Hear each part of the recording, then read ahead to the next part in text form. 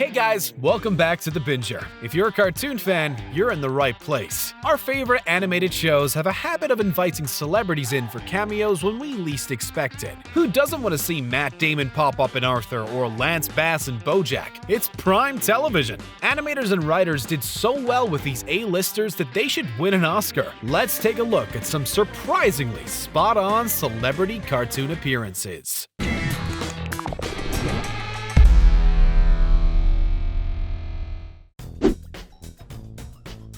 BoJack Horseman is the cartoon that just keeps on giving. We could fill this entire video with celebrity cameos in this animated series alone, but frankly, variety is the spice of life. As much as we love BoJack, we've got to keep you guys on your toes. Do you remember the time when the Harry Potter actor turned up in an episode? British actor Daniel Radcliffe made a cameo appearance as BoJack's opponent on Mr. Peanut Butter's game show. In reality, Radcliffe is known as the sweet man that brought all of our wizarding dreams to life. The cartoon version of himself is slightly more risque and frankly, a bit of a jerk. Writers used the opportunity to poke fun at Daniel's rep as they had him rig the game show. He also can't remember meeting BoJack, and you said your name was Chadwick Boseman? but does remember tons of creepy details about the females. Hey, you were the second hairdresser's assistant on The Ellen Show about 5 years ago. BoJack eventually throws the game at the last question, causing Danny Boy to fly off the handle. When you really think about it, Arthur is a strange show. There's a ton of different types of animals all living in harmony, even though they would be chasing each other as snacks in the real world. But hey, it's a wonderful kind of day in Arthurland, and we dig it. When it comes to celebrity cameos, this children's cartoon had one of the most skin-crawling ones ever. Hi, does an Arthur Reed live here? Matt Damon bursts onto the scene, only he doesn't look like Matt Damon. Just like everyone else, he's an animal. The actor sets up a competition asking people to send in 1-minute videos. Muffy's Muffy the Umpire Slayer gets a big fat no, but that's okay. Buster wins with Arthur, story of a kid, his sister, and his friends. While the idea might sound friendly and nice, the way Damon comes off is absolutely terrifying. What happened to his charm? Something gets lost in translation here, as it's only fit for one thing: inducing nightmares. Just wait for the shot where Cartoon Matt stares directly into the camera and tries telling us he's not intimidating.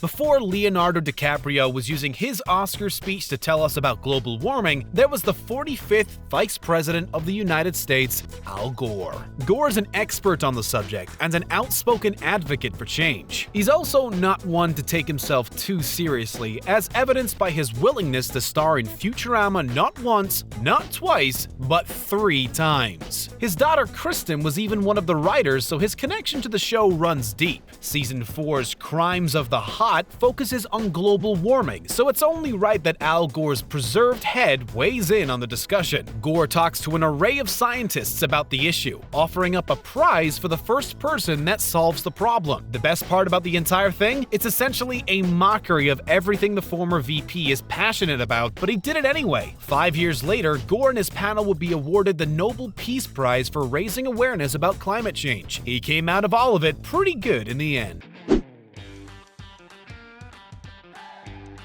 Remember when NSYNC were still ruling the airwaves? They were the coolest cats in town. Justin's beach blonde noodle hair was goals, but it was Lance Bass that really had the cool factor. Okay, maybe not, but we were young and misguided, okay? On a show like BoJack Horseman, there's only one way to portray someone with the last name Bass. The singer made a fleeting appearance on Mr. Peanut Butter's game show, and yes, he's an actual fish. Does he look anything like he does in real life? Absolutely not, but you can't say that it's not accurate. After all, the guy is named after a fish, so the animators drew him as one. You can't say fairer than that, can ya? The clip was short, but Bass would later return in Love and/or Marriage in Season 3 when BoJack and Todd go to a bar to get drinks. After that, it was time to say bye to Bass. See what we did there? Don't ever say we're not comedic geniuses, okay? Punning is funny, people!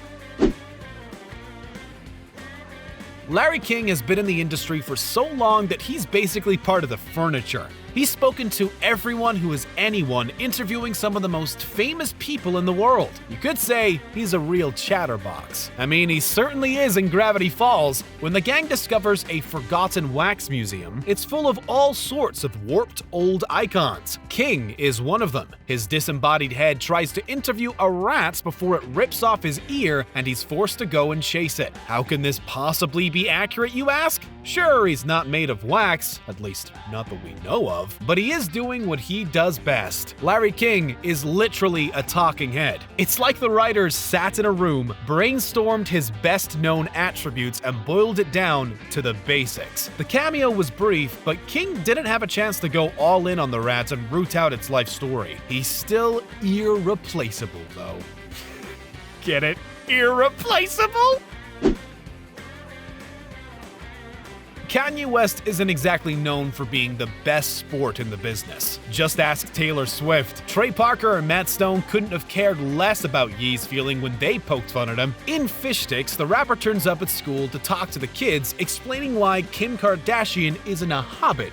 Okay. The star didn't actually cameo in the cartoon, but that's what makes it even better. West is well known for pushing his opinion and going on mad rants, which is exactly what happened. Sadly, West did admit that the skit hurt his feelings. In true epic Kanye fashion, he dropped a lengthy statement talking about how the episode impacted him and how he's sure the writers at South Park are really nice people in real life. Kim's hubby also admitted that he was working on his ego, but this was back in 2009, and let's face it, little progress has been made. Did the dog eat your homework, Kanye? Still, he wouldn't be who he is without his OTT antics, and at least it's entertaining.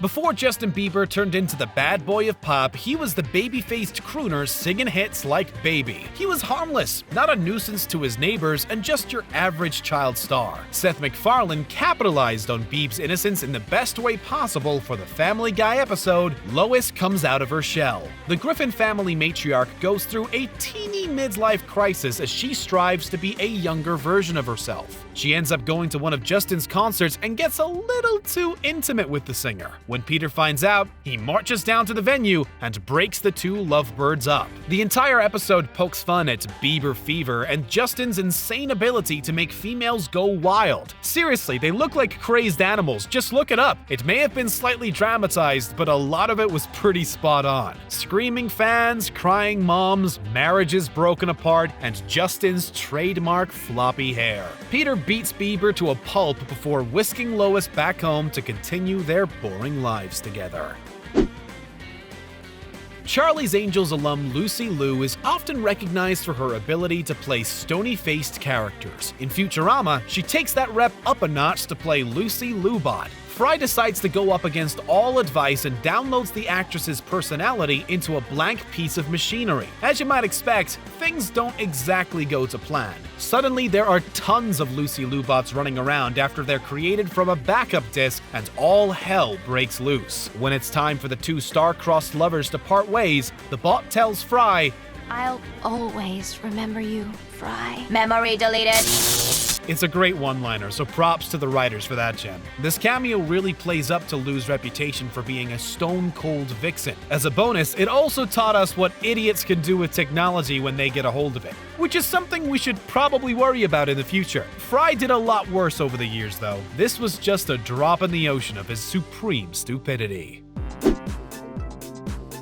The creators of South Park pick their targets wisely. They home in on the most mocked celebrities, find the sorest point, and absolutely rip them to shreds in the show. It's part of the reason why we love the series so much, isn't it? When it comes to prime targets, Tom Cruise is as big as it gets. Cruise was ripped a new one by writers who dug deep into his controversial Scientology beliefs. When Stan tells the actor he isn't as good as his peers, Tom gets upset and locks himself in the closet. Cue a plethora of Mr. Cruise come out of the closet jokes. Would the Jerry Maguire star be down with this portrayal of him? Probably not, but that's what makes this so perfect. Parker and Stone nails the public's perception of the actor. He's notoriously touchy when asked about his religious beliefs, and his personal life is as prolific, if not more so, than his acting career. Still, at least Cruise can sleep soundly on his bed of millions, which is more than some of us can say.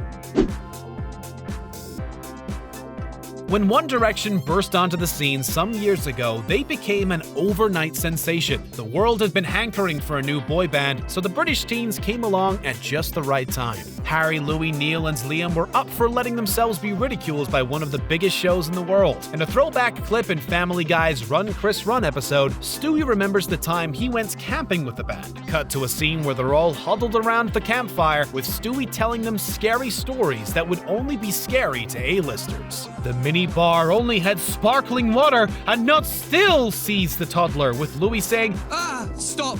It's too scary." It's the ultimate way to mock their clean-cut, ultra-polished rep. The cherry on top of the manufactured boy band sundae is when the guys run off into the woods. Stewie turns to Simon Cowell and asks, "Simon, are they tagged?